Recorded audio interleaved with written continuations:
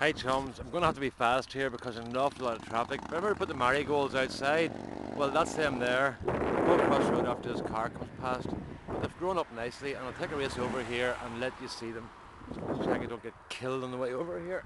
Right, as you can see, they've come out nicely. Now the hedge needs trimmed again, but we'll sort that out okay. And then we've got them on this side as well.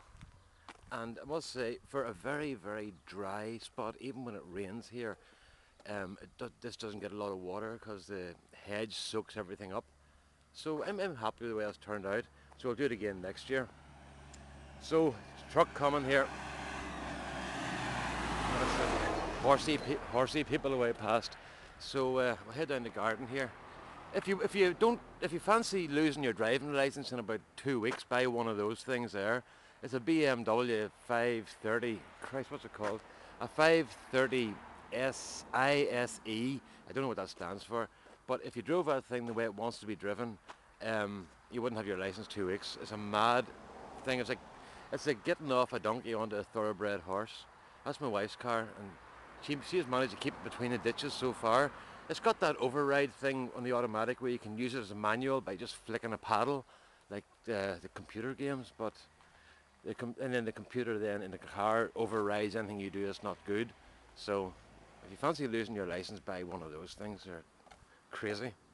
Right, going round here to show you the freezer because Mr. Terry is busting to find out how I have at least doubled my bean production. Now, it's going to be actually better than that.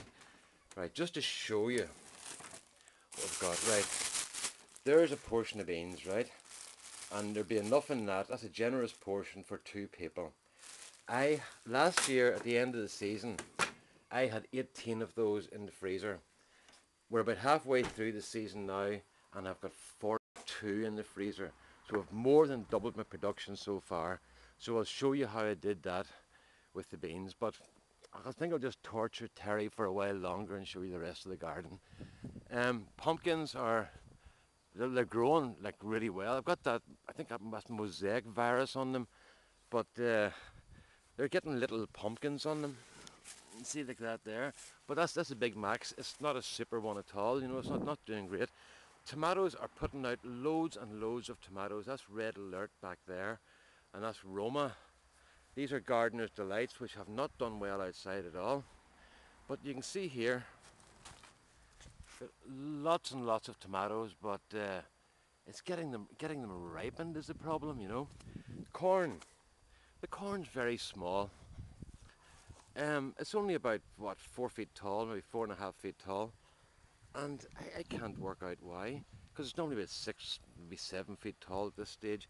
But it is putting on cobs, you know. So we'll see how it goes. And this one's the same, very small.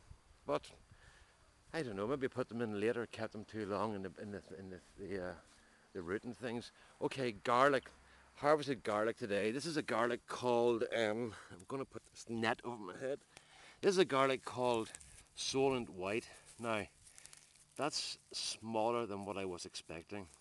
Most of the bulbs are around about this size. Now, on the packet it said you get huge bulbs. Now, some of them are quite big. Two reasons, I think. Number one is that I put them in February, so I'm going to put them in September this year. A couple of big ones over there. But when I was looking at a gardening magazine, and it said in it that the Solent White gives small, very sort of strong taste of bulbs, a very strong taste of garlic. So we'll see, but I'll give them another go. But I'll buy new ones. I'm not going to use the ones I have. I want to get new ones that are really big and try them and see what happens. I have a couple of beds cleaned out yesterday, the beans and the peas, where there's some potatoes still to come out, and there's more potatoes over there. Red onions pulled out today. Bit of a disaster. I don't know what went wrong with those. I was given those and they didn't do well. Those are blues, those potatoes, and they generally do well. I've got leeks in here, and I've got a lot of weeding to do, as you can see, but they're coming on nicely. Carrots are absolutely huge. I'll pull a couple of carrots for you and let you see what we've got here. Right, hold on. Okay. Look at that there. That's not too bad now, is it? So I'll be pulling a load of those up and storing them. I'm going to try putting them in sand this year and see what happens. Strawberries are still doing fine. I'm cutting the runners off, and there's only 3 flowers maybe per plant. Beetroot is fantastic, really good beetroot this year. See, can I hook a bulb out for? There's nettles. That's all I need. Right, there's. Look at that. That's a bit big. It's the size of a cricket ball, or maybe a baseball. I'm not too sure, but there it is in my hand anyway. So those are lovely. We pickle those in vinegar. We're back to the pumpkins again, and you can see here. That's Big Max. Now the Big Max is putting out lots of little pumpkins like that, but there's one here called Jack-o'-lantern, and there's Jack-o'-lantern. That's good there, but we didn't see the one in here. Look at the size of that. Isn't that super? I forgot about my courgettes for about 10 minutes, and look what happened. Monsters, and they're all over the place. There's more over there, down in the back. I can hardly see them, there's that much growth. But we've got those big ones. We bake the big ones, and they're fine. Right, the more beetroot and French beans. There's the beans that I have managed to. Well, I reckon I'm going to possibly quadruple my harvest this year. So I'll just wait for another minute before I do those. Onions. Look at this here. Isn't that brilliant? I got 95 bulbs out of 96 planted. So what's that in percentage wise failure? 1 over 96, but 1.04%. 1.04% failure rate. So that's pretty good, you know. So just to let you see down here, that's the sort of size they are. So I'm delighted with those. Those are an onion called Fen Globe, and they've done very well. Okay, I put Terry out of his misery. I planted the beans the same way as usual. I've never didn't do anything different this year, but I harvested them differently. Up to now, the way I harvested beans was I just took the bean and I pulled it off, right? But whenever I noticed, when I was topping and tailing the beans in the house, I noticed there were little tiny flowers like this on the end of the beans, right? So what's my secret thing this year? Maybe everybody else in the world does this, but I'm doing it this year, and so far it has more than doubled my harvest. And this time I'm hoping that maybe at least triple, maybe quadruple. There's the difference this year. I'm using a pair of scissors, and by using the scissors, I have managed to. Let's do another one.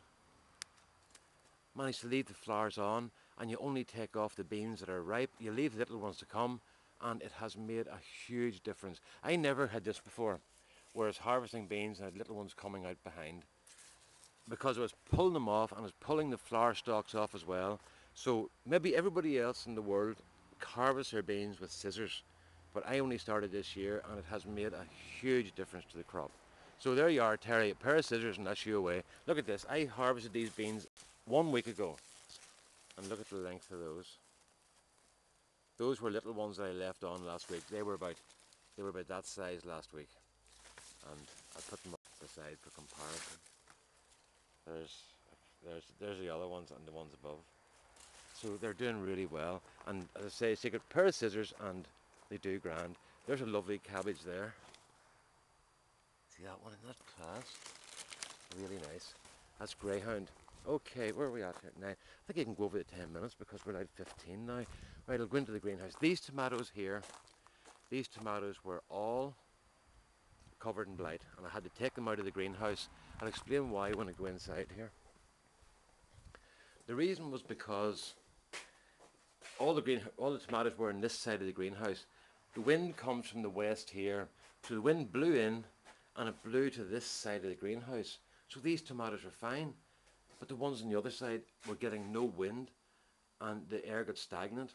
The other problem was I had the windows closed and the doors closed at most of the time because of it was so cold, so the humidity built up, and that was a problem as well.